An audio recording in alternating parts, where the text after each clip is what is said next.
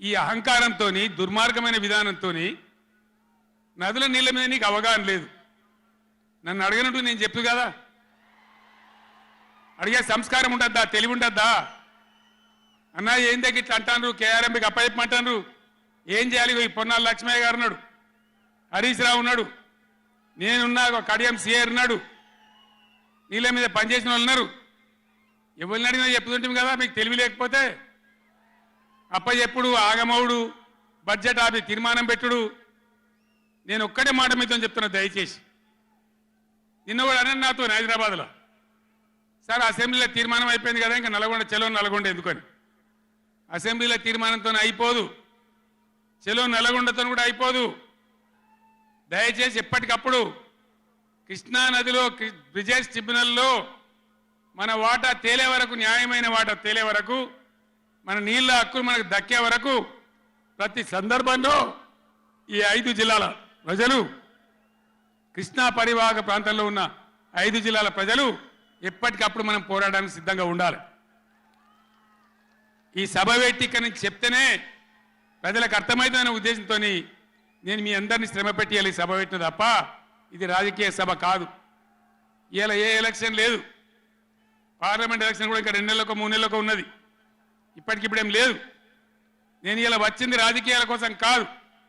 కాబట్టి దయచేసి మీ అందరిని కోరేది, ప్రజలు ఎప్పటివరకు అయితే మన హక్కుల మీద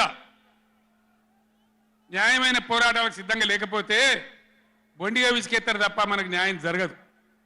అందుకని మీ అందరినీ కూడా ఇలా సభలో ఉన్న వాళ్ళను, టీవీలో నా ఉపన్యాసం వింటున్న వాళ్ళను మీకు దండం పెట్టి నేను చెప్తా ఉన్నా, నేను మీ బిడ్డను.